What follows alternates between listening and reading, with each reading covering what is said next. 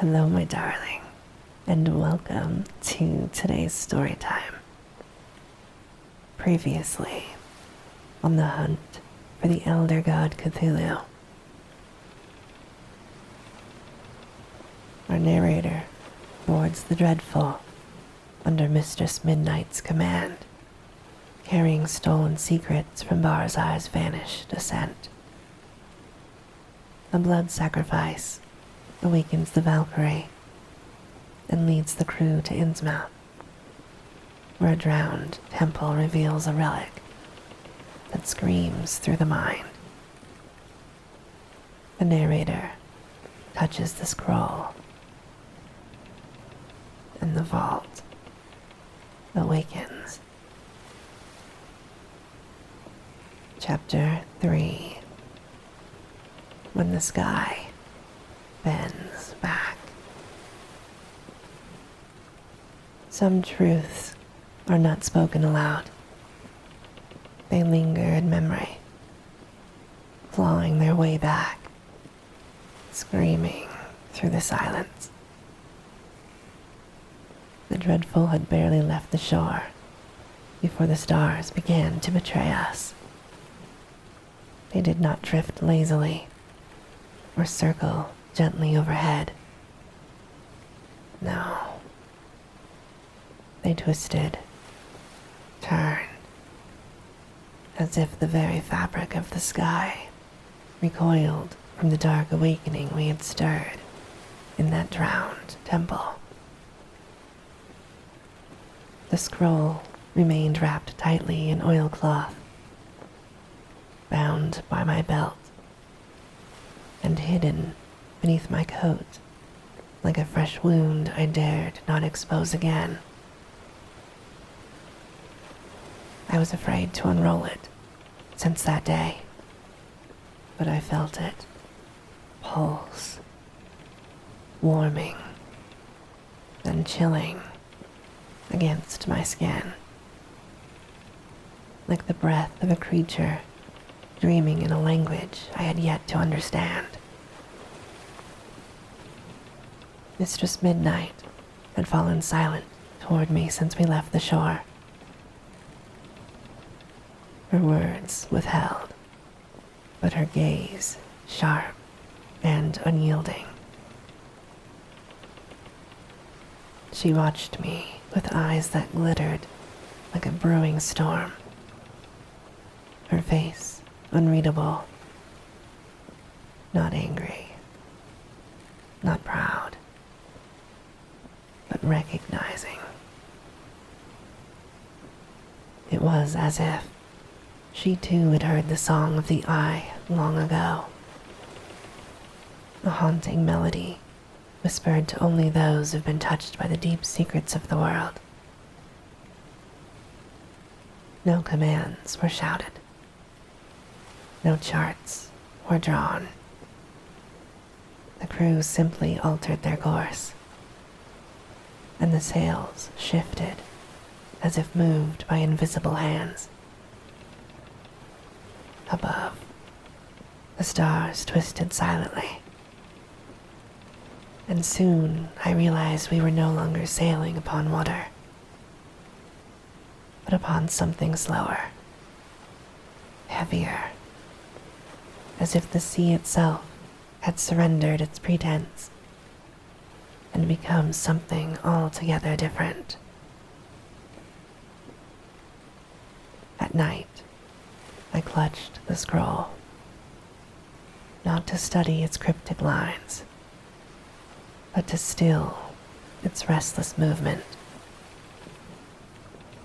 It throbbed beneath my hands, shifting, murmuring a name I dared not speak aloud, a name only Barzai had uttered when our shared sanity was still intact.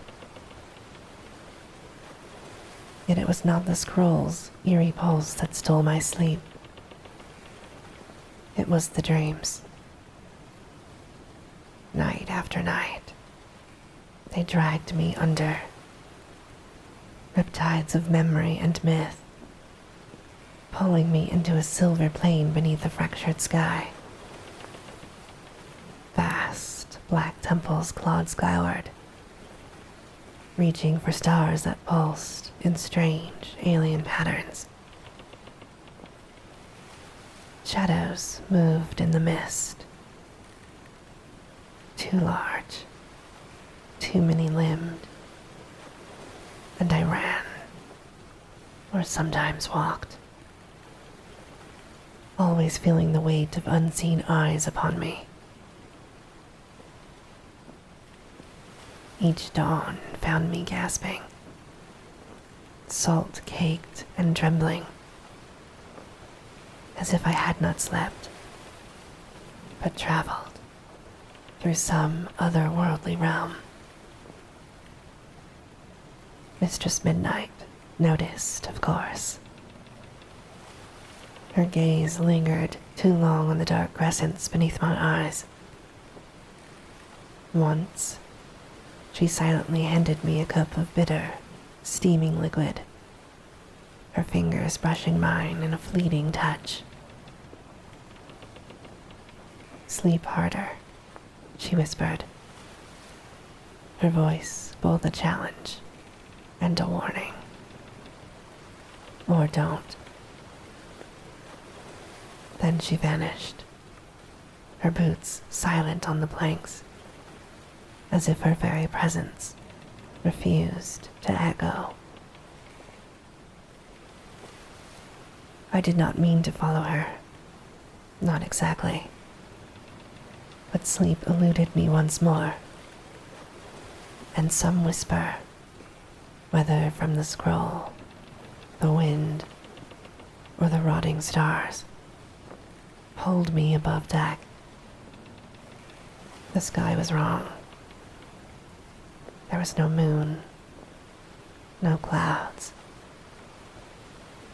only a bruised, flat blackness that bent unnaturally at edges, as though the heavens themselves were hollowing inward. Below deck, the crew had long since fallen silent, their dreams surely claimed by whatever spell Mistress Midnight wove over their bones. Only she remained, poised at the prow, like a blade against the warped horizon. Her tangled hair stirred in the windless air, coat half unfastened. One boot braced against the figurehead, as if poised to leap off the edge of the world. She held no scroll, but something else. A small, glinting object, perhaps a charm or coin. A keepsake from a time before her name was whispered, only in fear. She did not see me, but I watched her. The words she spoke first low and sharp, like curses spat through clenched teeth. Then, louder, a rising fury. "You think I don't remember," she snarled. "You think I forgot what you showed me, how you lied." Her hand clenched, pale against the starlight. "I was 8, she said, 8 years old, and I saw your truth. I heard it. I bled for it. You should have let me drown back then." A hollow laugh escaped her. Not kindness, not madness, but the echo of grief tried on like an ill-fitting cloak. "And now you hide," she said, voice flat with fury, "sending riddles and monsters and dreams. Is that your gift to me after everything?" The air shifted as I watched her, not across the ship, but around her. A ripple in the darkness, a pressure tightening in the chest, as if the sky itself leaned closer. She turned away from the void and slammed the charm down on the railing. "Fine," she spat. "Keep watching. But remember this. I remember you, too." Then she stormed below, swallowed by a rustle of fury and salt. But the object remained. I waited long, heart pounding before approaching it. My feet made no sound, fingers trembling as I reached out, half expecting it to vanish like smoke or memories. It was a pendant, simple and salt-crusted, worn by time. On its back, 3 words scratched faintly by a child's hand. "I know you." I should not have touched it. Gods help me, I knew I shouldn't. But the pendant gleamed beneath the stars, warm to the touch as if Mistress Midnight's fury had infused it with life. I hesitated, then grasped it, and the world folded.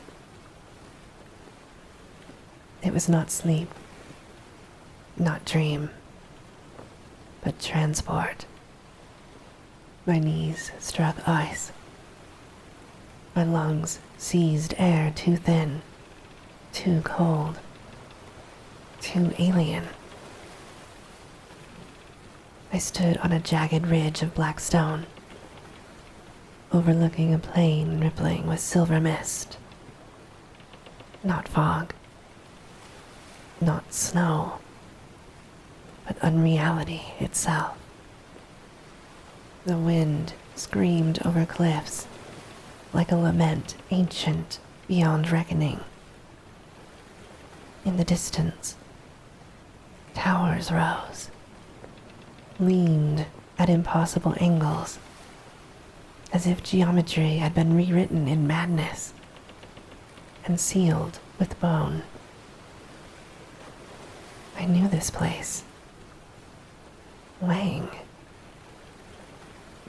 Though I had never seen it, nor found it on any map, every nerve screamed its truth. Shapes moved below, too distant to discern, yet grotesquely wrong. Many-limbed figures dragging great chains through the frost. A bell tolled once, low and wet as struck cartilage, and all fell silent. The wind, the shapes, even my breath. And then the ice cracked, not beneath me, but across the sky. A jagged, radiant seam tore the stars apart, pouring forth a sound without language, a chorus of bells, teeth, and moaning light. My mouth opened, but no scream came. I sang, not by my will, nor with my voice, but chanted syllables I had never learned. A prayer, a summoning. And as I sang, something at the base of the towers stirred. It unfolded, saw me. It knew me. And then I woke, face pressed to the damp wood of the deck, mouth full of salt, the pendant clutched in my hand, now ice cold, now dead. My pulse pounded like a war drum. My stomach turned. I rolled onto my side and vomited seawater. Black, slick, glinting with bits of something twitching. I had not dreamed it. I had been there. And whatever dwells in Leng, it waits for me to return. She was already there when I staggered upright, leaning against the mainmast, as if she'd been waiting for my scream. One eyebrow arched, her hand resting casually on the hilt of a crescent-edged blade, the one she drew only when speaking to things not entirely of this world. Her coat dripped with salt, but her eyes were dry. "How far did you get?" she asked softly. I froze, breath still ragged from my vision, the bile clinging stubbornly to my throat. The pendant pulsed weakly in my palm. I opened my fingers and let it fall. She caught it before it touched the deck. "Leng," I whispered. "I saw." "You saw enough," she snapped, though her voice carried relief as much as anger. So she knew. "You let me touch it," I said. "You wanted me to." She shrugged. "Not want. Need. There are places I cannot walk anymore. Not fully. But you," she stepped closer, breath warm against my skin. "You're unsealed." "What does that mean?" I asked. "It means the vault remembers you," she murmured, "even if you don't." I took a step back, heart pounding like a snare drum. Then the dream. It wasn't mine. "No," she said, eyes sharp. "It was mine. I needed a vessel. You're strong enough to carry them. For now." I stared at her, at the way her shadow bent away from the lantern's glow, at the faint shimmer behind her, like the echo of gods pulsing in her blood. "You used me." "Yes," she said simply, "just like you used Barzai." Her words trailed off, and my blood ran cold. Her expression did not change. "Leng was never a mystery to me," she said, tucking the pendant inside her coat. "It was a memory, one I could almost reach again, if I had the right anchor." "Wait," I said. "You think I'm the anchor?" "I she whispered, stepping so close I could feel her breath. That Cthulhu chose you long before I did. I just had the courtesy to ask first. She turned and left me standing there, barefoot and drenched, heart still thrumming with the rhythm of that shrieking sky. No farewell, no command, just departure. Her coat snapped behind her in the wind, like a final, cruel punctuation. I stood in the silence she left behind, torn open, as if a storm had passed through my body. No, not a storm. Barzai. Her words echoed louder than the scream from Leng. Just like I used Barzai. Because I had. I still remember that night. The snow, the stars, the look in my mentor's eyes. We were halfway up the slopes of Half-Egg Claw when the wind began to whisper his name. He stopped, one boot sinking deep into the ice, eyes wide and shining as he stared at the sky, clutching that damned journal to his chest, as if it could anchor him, save him. It's here, he breathed. The signal, the rift. We're close. His voice trembled with awe, terror, and something darker. Obsession. I tried to reason with him. Gods, I tried. Told him we should wait, that the symbols didn't match, the moon was wrong.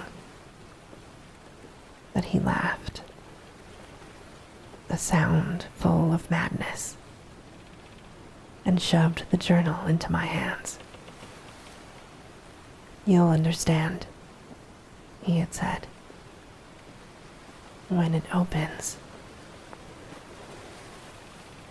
Then he pressed on ahead, faster than was wise, half running toward a cliff no map marked.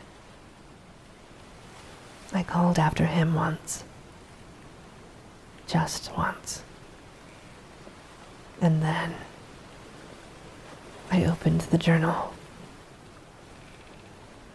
I read, not out of greed, not yet, but curiosity, fear, and need.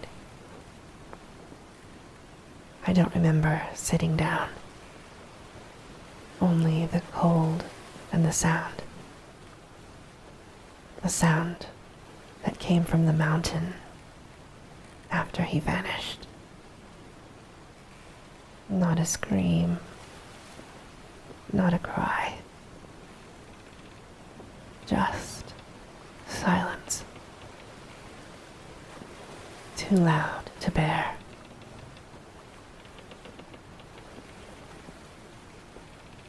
Back on deck, I pressed my palms to my eyes, trying to shove the memory away, to bury it, starless and deep. But it would not go. Mistress Midnight's voice echoed again. Just like you used Barzai. And maybe she was right.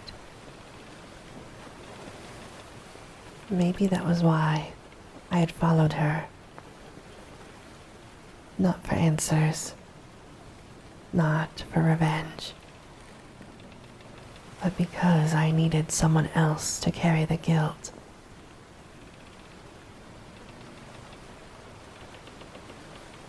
Time lost meaning.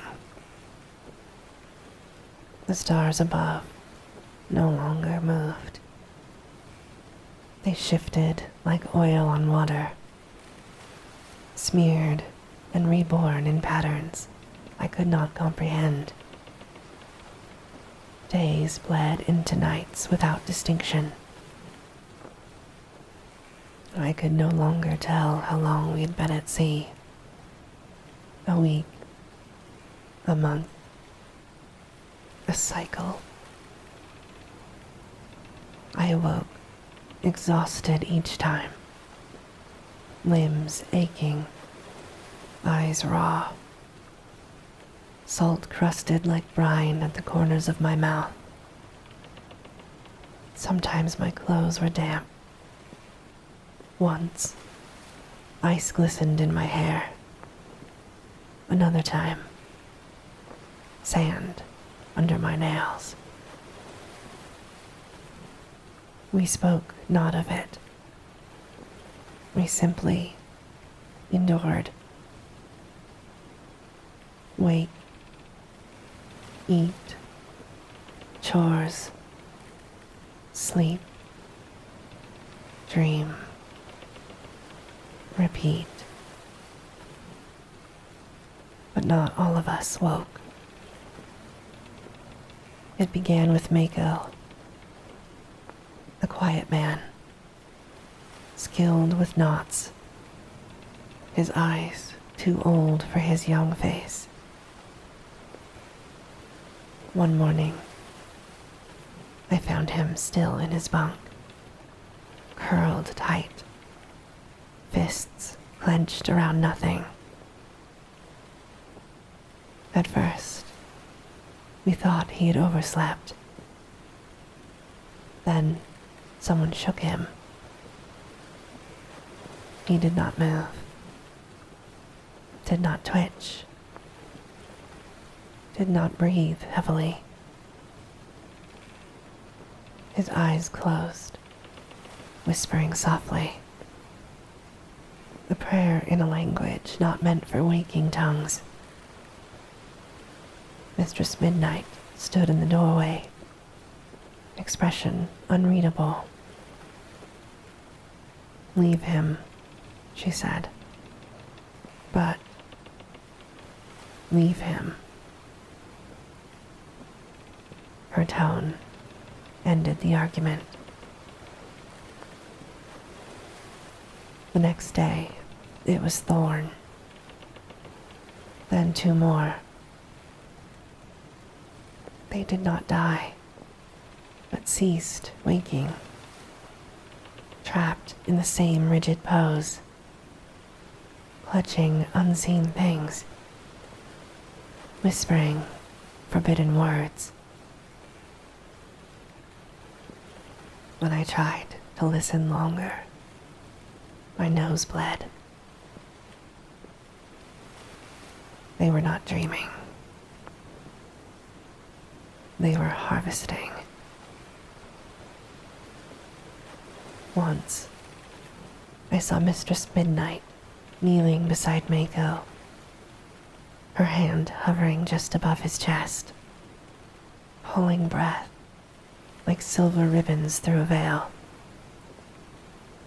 Not with her mouth, but with her eyes, burning black with twin rings of silver, spinning like galaxies.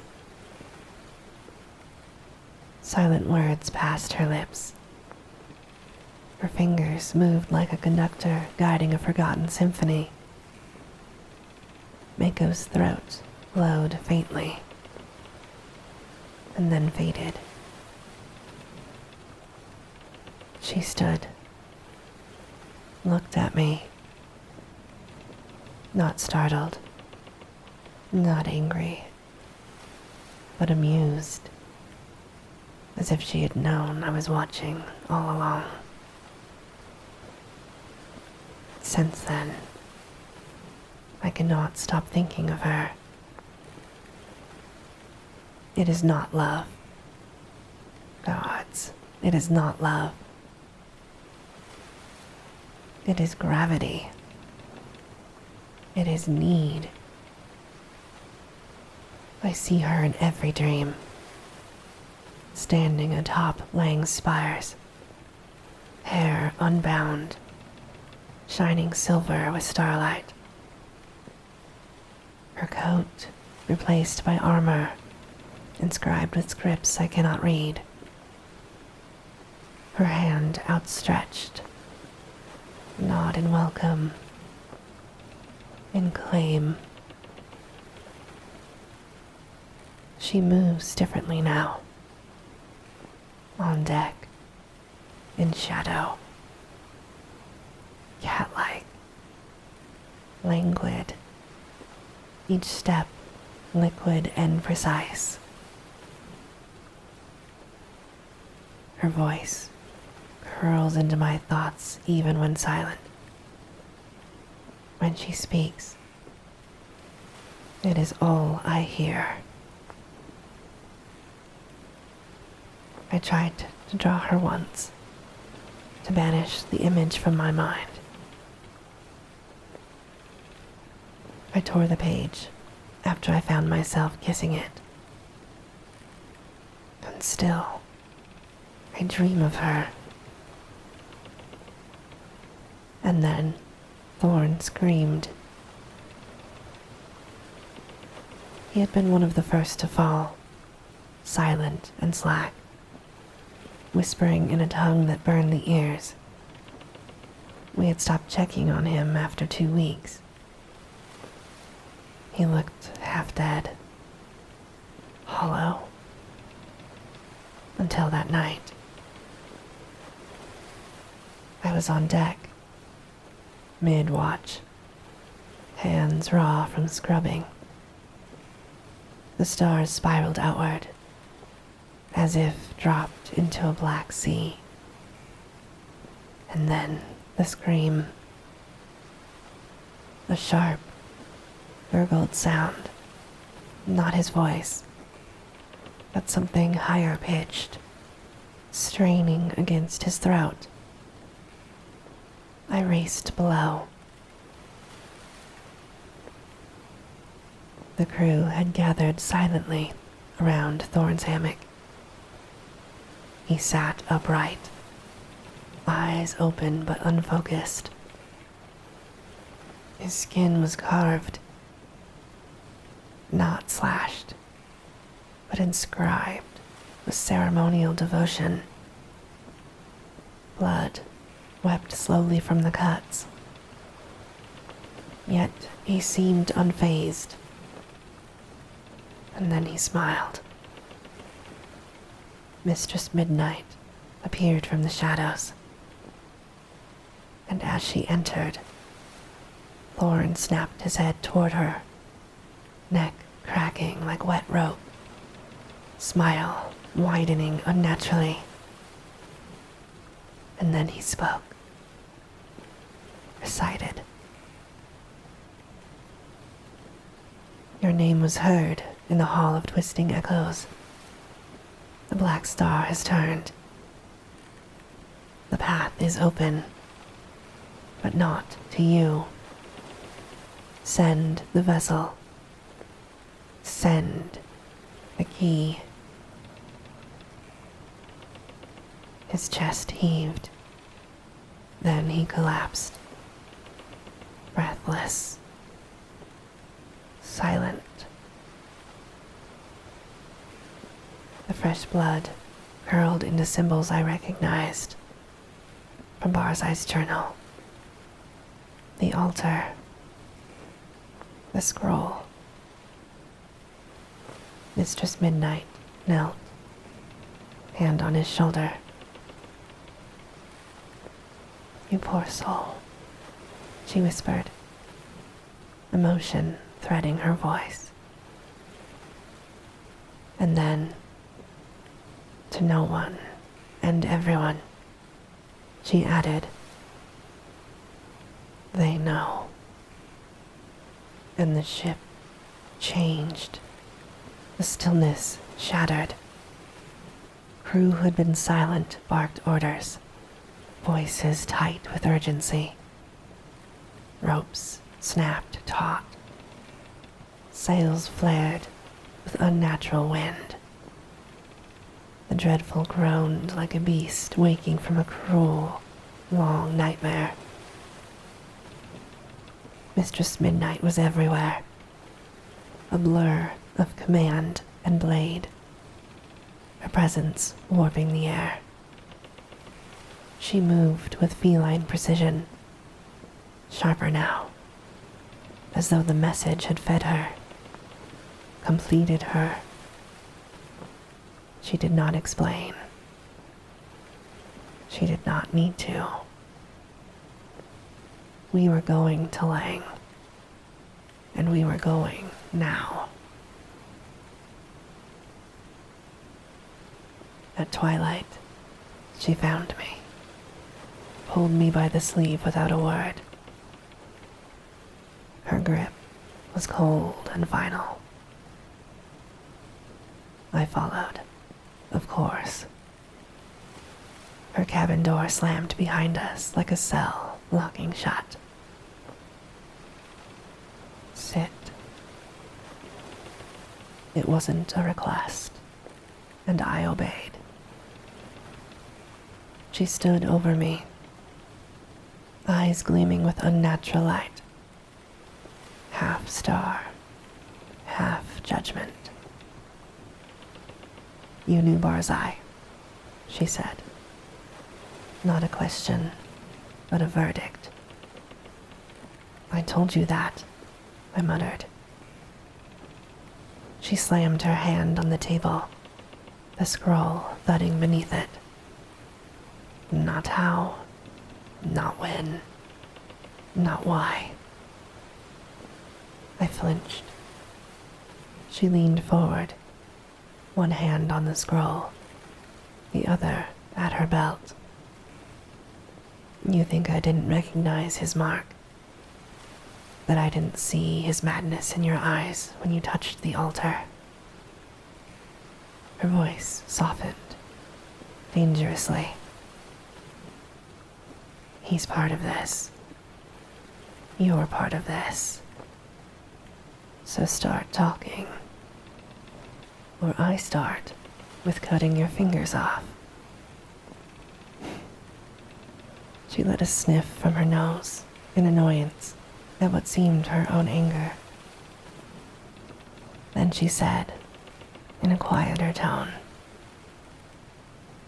Please, I need to know what he found in Leng. My throat tightened. I don't know, I said. She raised an eyebrow. I really don't, I repeated, softening at the look in her eyes. He went without me, left me his journal, and vanished. And why do you dream of the towers? She asked, narrowing her eyes. Why does the scroll speak your name when it writhes? I opened my mouth, then closed it. I wanted to lie. But the vault does not tolerate lies. So I told part of the truth. I followed him, I said. After he vanished, I followed his path to the edge of Leng. I made it to the ice. Her eyes widened just briefly. What did you see? I looked at her, and for once, I saw not fire, but expectation. A tension in her so taut that it nearly snapped. I could have lied. I almost did. But we were too deep now. The air thrummed with recognition.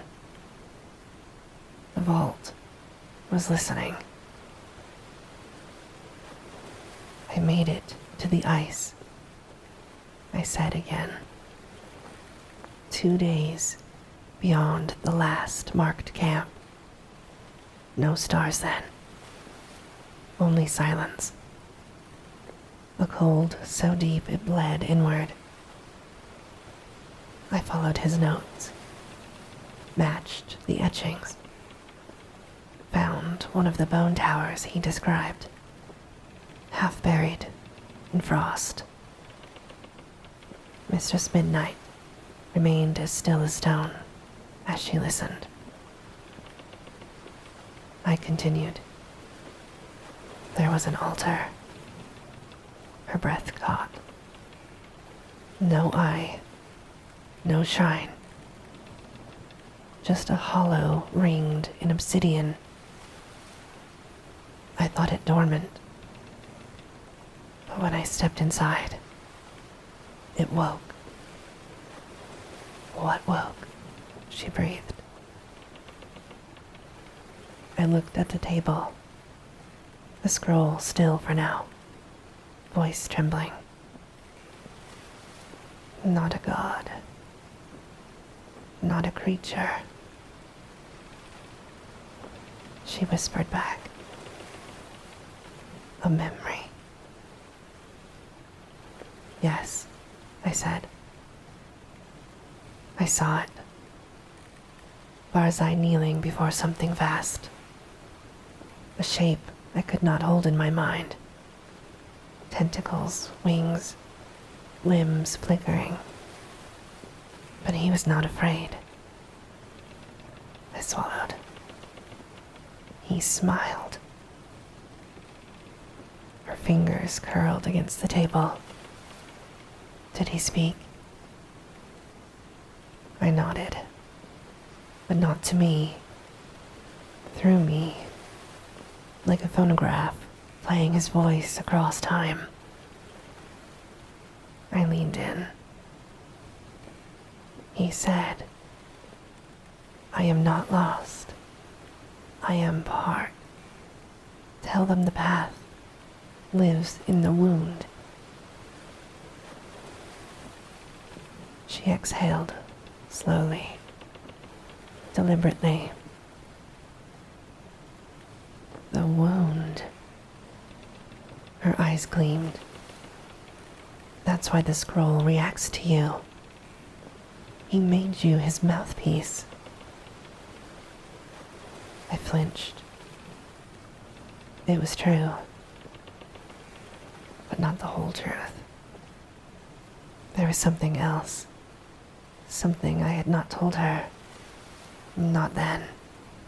Not now. Not yet.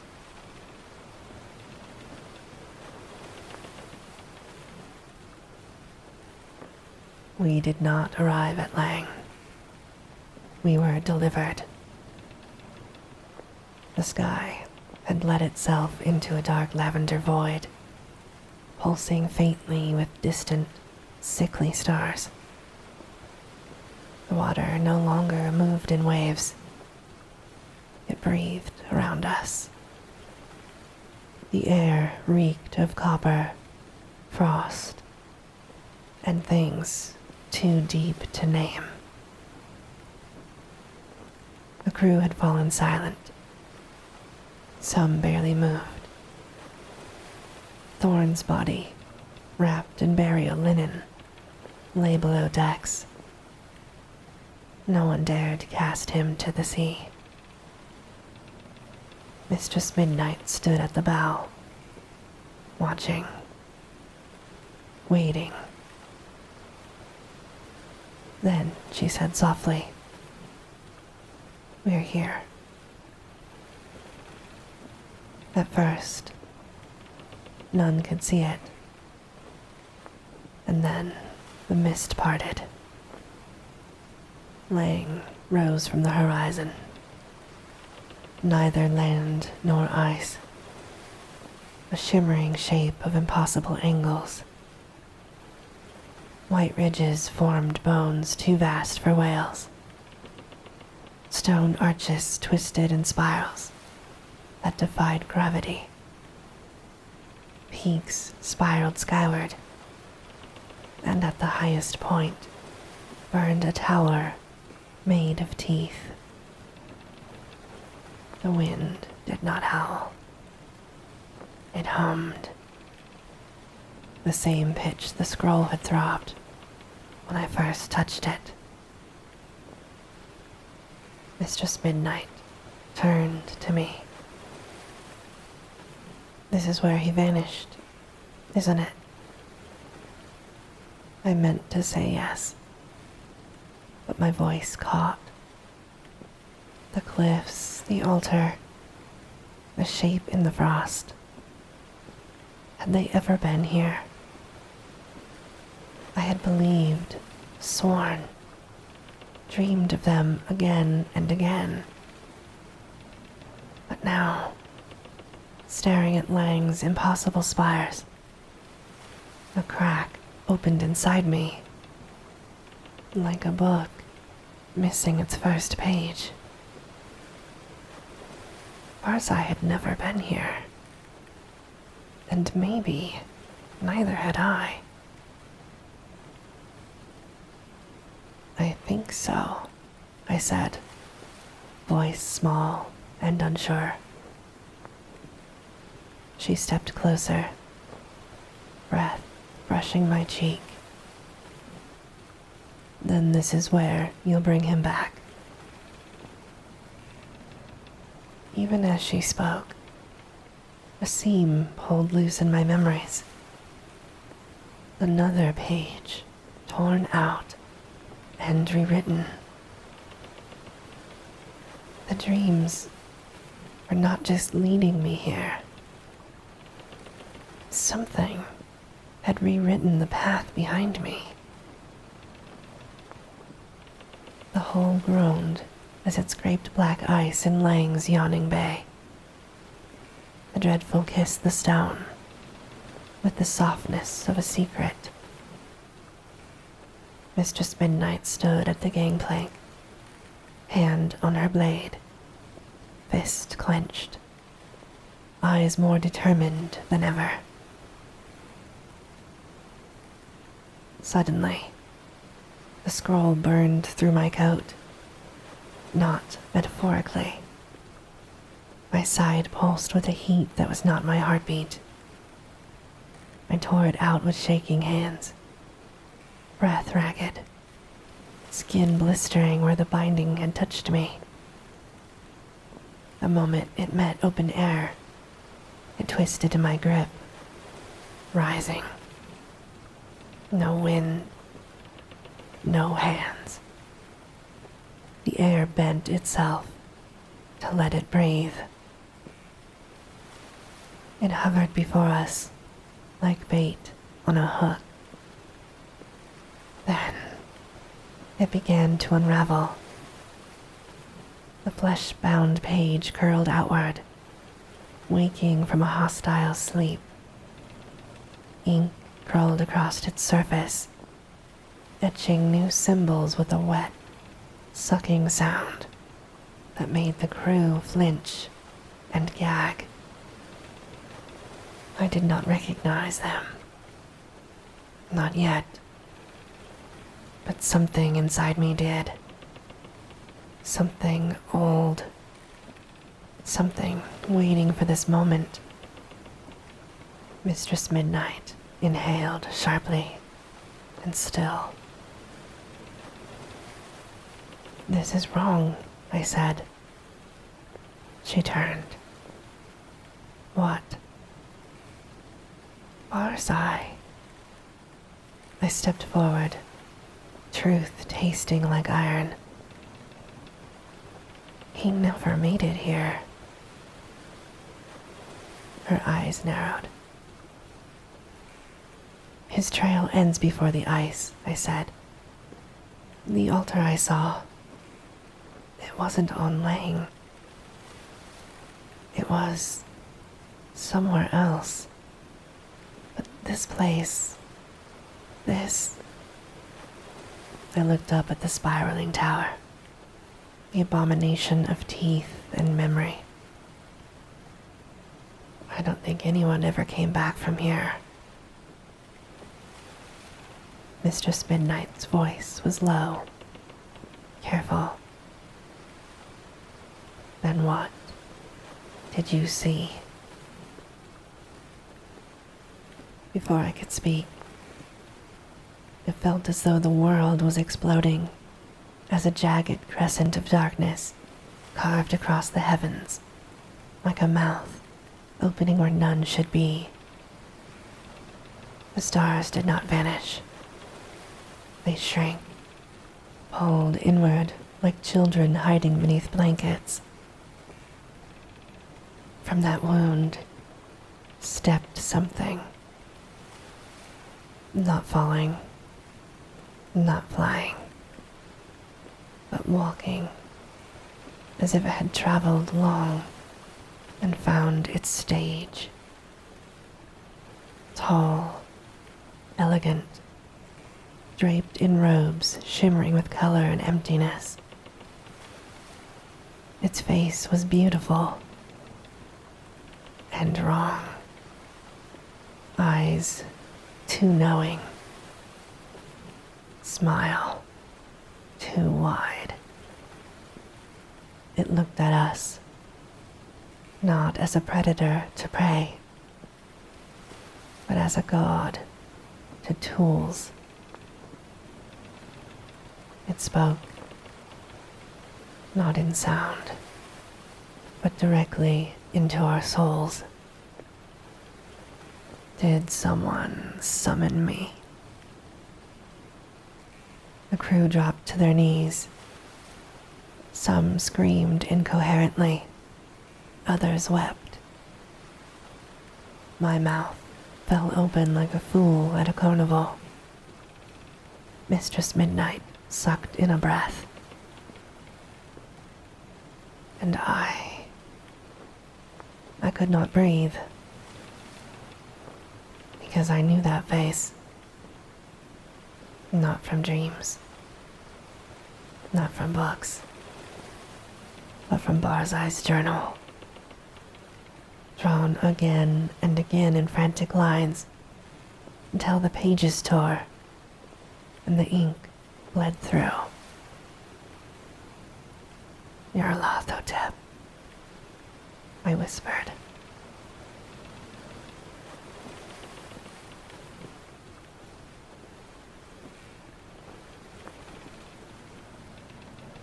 And this, my darling, ends our story time for today.